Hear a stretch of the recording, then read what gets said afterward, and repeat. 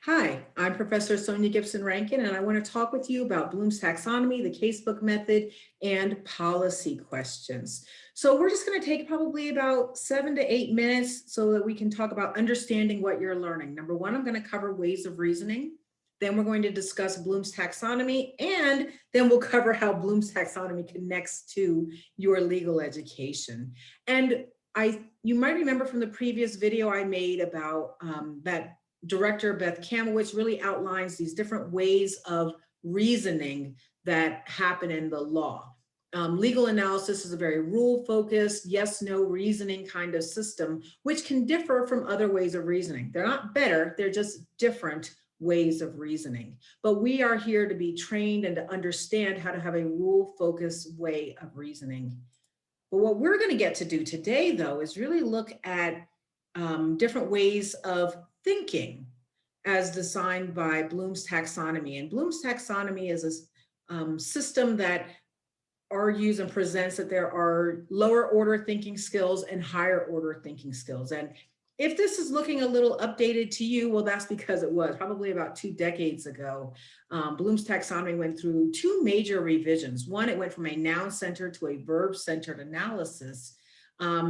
And then it also had a switch in evaluation and synthesis in terms of organization, where now creating is seen as the highest order of thinking.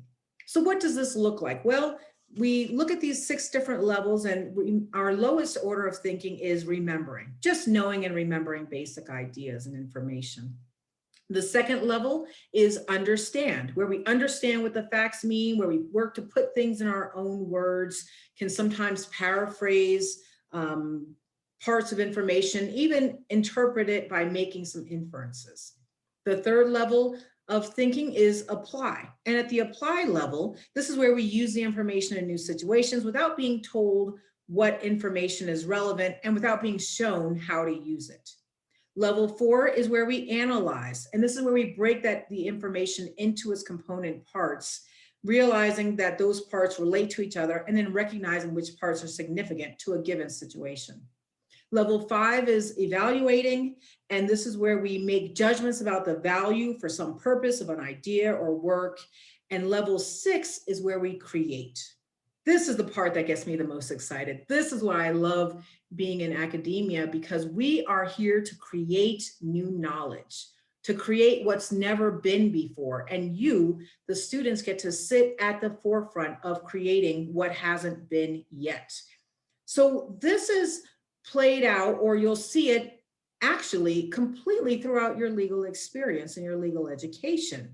So when you're tasked to remember, you'll know that when you've been working to memorize flashcards or working to memorize case names, or even when you're called on in class to brief a case, right? That's just simply going to be brief a case and to kind of give the basic facts. That's at the level of remembering. When you get to understanding in your law school experience, well, this is where the professor might say, please define the key words in a rule, or put the rule into your own words. In fact, that's one of the very first assignments I have students do, is either to explain torts in a couple of sentences or to have to answer the question, what is a family? And another thing you'll do at the understand level is use that rule to predict how a court could resolve a simple fact pattern. You will practice level 3 when you of applying when you write out answers to old exams, because what you're doing then is you really have no clue which information is relevant, right? You're just getting a fact pattern, and you've got to pull from all the things you've learned thus far and determine on your own what is actually relevant.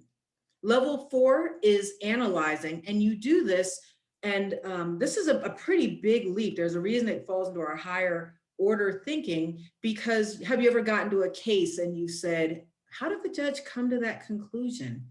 What kind of assumptions were they making? It feels to me that they're making some logical arguments here that I'm not sure are quite all the way reasoned out.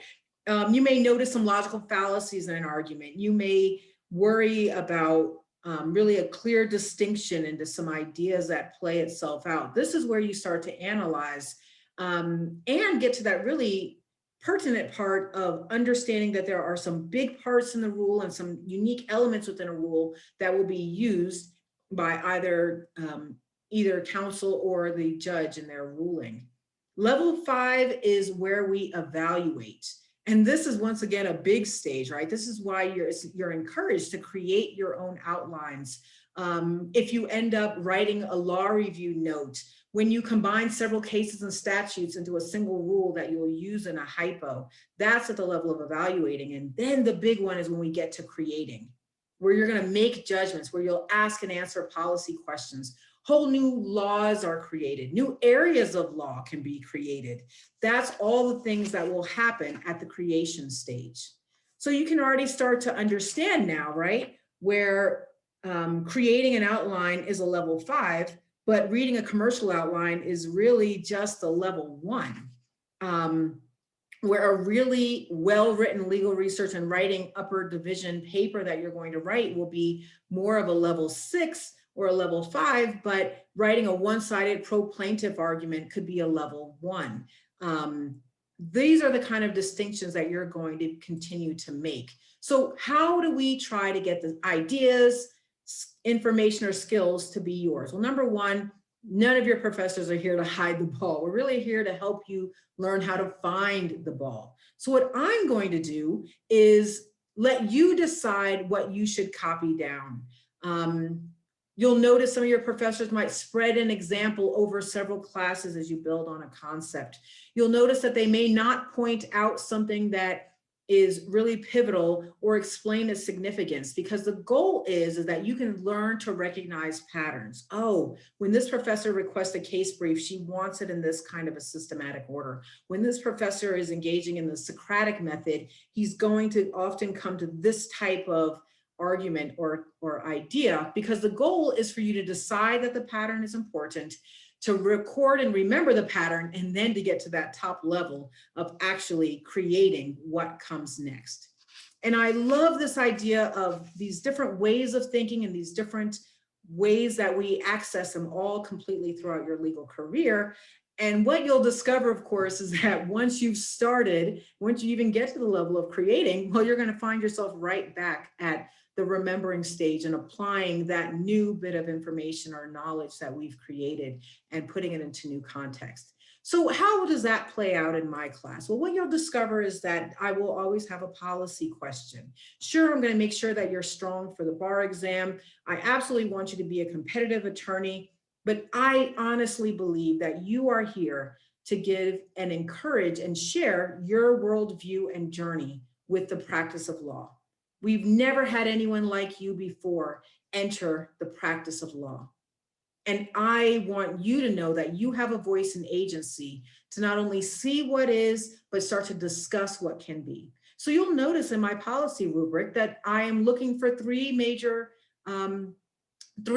signs of your understanding, right? That I'm of your thinking. I want to know that you can understand the topics. I also want to make sure that you're able to attain the concept, but I'm really excited about you going beyond the given, really sharing and feeling comfortable to share some ideas of how you see things and how we can do things completely different.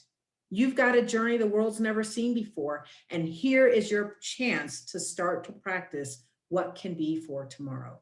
So I'll have the copy of this policy rubric available in our class materials. I will also include a previous policy question and some examples of students who didn't come to the same conclusions, but showed me that they were really comfortable to dive into those higher orders of thinking.